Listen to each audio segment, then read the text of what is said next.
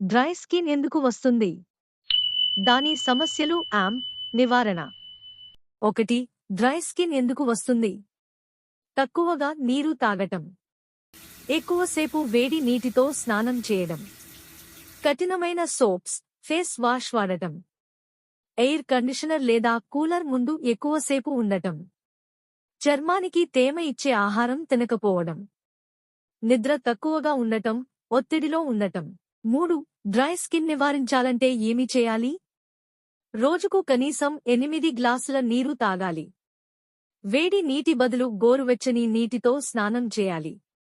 Mild, సున్నితమైన soaps లేదా face wash వాడాలి. స్నానం తర్వాత మాయిశ్చరైజర్ తప్పకుండా వేయాలి.